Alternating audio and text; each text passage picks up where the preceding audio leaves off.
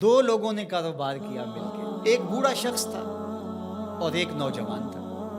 نوجوان جو تھا اس کے بچے تھے اور بوڑھا فارغ البال تھا اور اس کی بس ایک بیوی، اور وہ بات ختم۔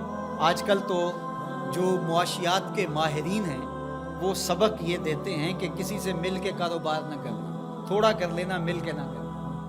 لیکن ایک زمانہ تھا کہ مل کے کاروبار کیے جاتے تھے اور برکت بھی ہوتی تھی۔ کاروبار انہوں نے کیا کھیتی باڑی کا۔ تو جب کھیتی پک گئی اور اناج کے ڈھیر لگ گئے تو اناج کو دو برابر حصوں میں تقسیم کر لیا اور کہا کہ ایسا کرتے ہیں کہ ایک مرتبہ اپنے اناج سے کچھ گندم اٹھا کر کے آپ گھر پھینک آئیں اور میں یہاں پہرا دوں، اور پھر میری باری ہو میں پھینک آؤں اور آپ پہرا دیں۔ تو باری باری ہم یوں اپنا اپنا حصہ اپنے گھر تک منتقل کر دیں۔ عدل کے تقاضوں کے مطابق دو برابر حصوں کے اندر یہ ہے عدل، تقسیم کر دیا گیا۔ اب احسان کا رنگ دیکھیے۔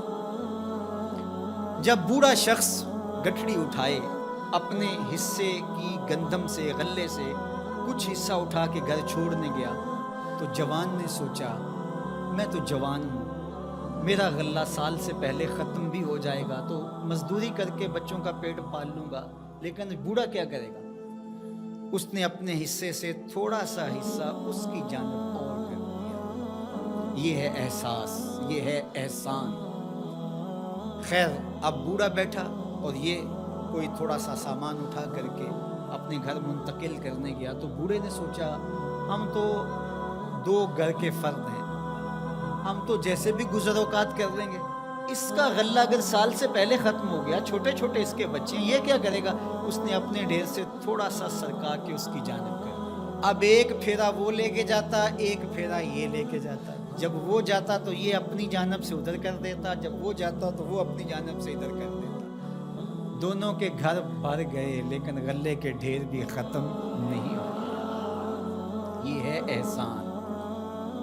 پھر سوچنے لگے یہ ہو کیا رہا ہے، تو پھر راز کھلا کہ ہم یہ کرنے جا رہے ہیں۔ تو جب احسان کرو گے تو وہ بھی احسان کرے گا۔